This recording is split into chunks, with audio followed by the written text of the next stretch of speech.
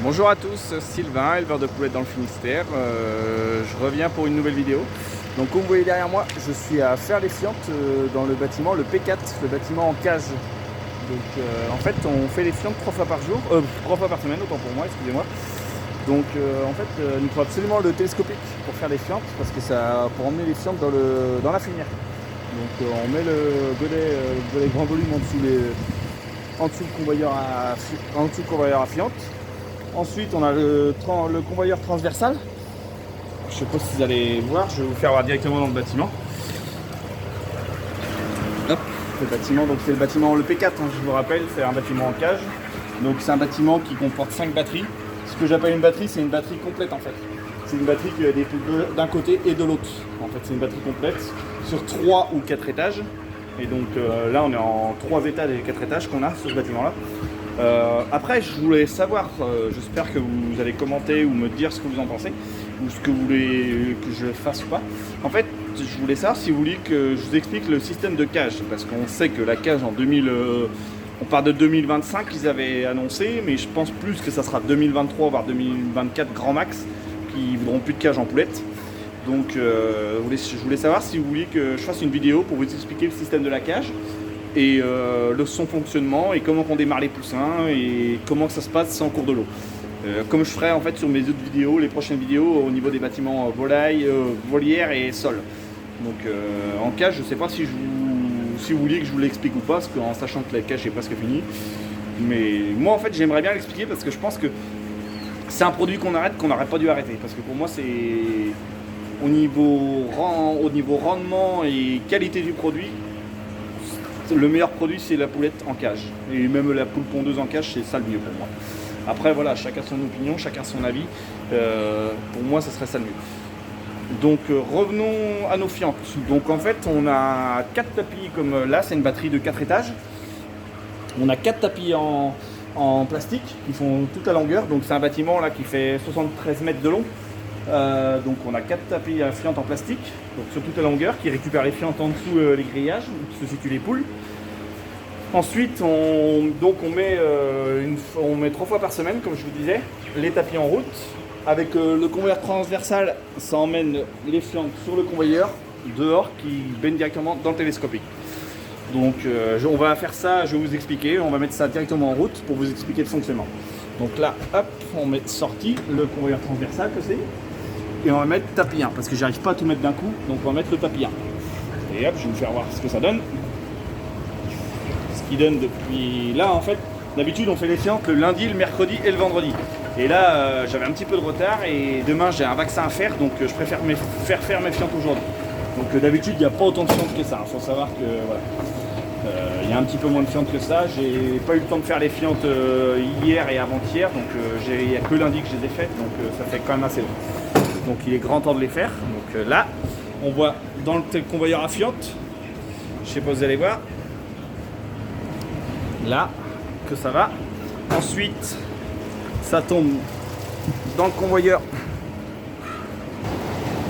Ensuite, ça tombe dans le convoyeur transverse, le convoyeur à fientes, qui va directement dans le godet. Et voilà. Hop, je sais pas si vous allez voir.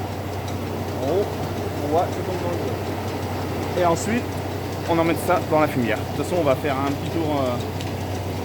petit tour, en télescope, tout le monde ensemble, pour vous faire voir ça, la fumière et les fientes, comment c'est.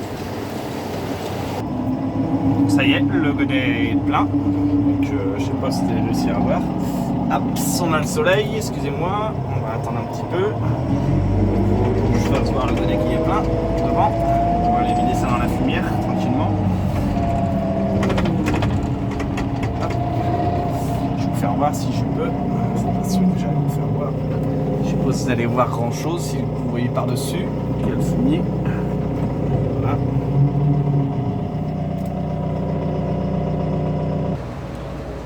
Donc là on se situe dans la fumière. La fumière a fait 500 mètres carrés. Je sais pas si vous allez voir, il n'y a pas très haut de fiente. En fait je l'ai étalé parce que ma fiente est très grasse. Et la personne qui me prend la fiente préfère qu'elle soit un peu plus sèche. Et même au niveau poids, ça fait plus lourd. Donc même pour répandre après, c'était pas forcément agréable. Et donc c'est pour ça. Donc moi je l'avais étalé vu que là j'ai la place. Parce que là on peut stocker pour un an qu'on stocke, mais je stocke pas pour un an parce que la plupart du temps la personne qui me prend le fumier vient le chercher environ 80 tonnes tous les 3 semaines. Donc voilà, moi je l'ai étalé là pour qu'elle sèche et je la remue un peu de temps en temps. Voilà. Donc voilà, donc là il y a toutes les fientes, à part les fientes du sol. Les fientes du sol, je les expédie directement en fait. Elles sont expédiées directement, donc c'est la même personne qui me prend les fientes de la volière, des cages et du sol. Il y a juste une partie des fois que c'est avec un voisin que je m'arrange, il prend un peu des fientes du sol et après c'est un arrangement qu'on a entre nous et on échange un peu de paille contre fumier parce que moi j'ai pas cette paille pour le sol, donc c'est un arrangement qu'on a entre nous.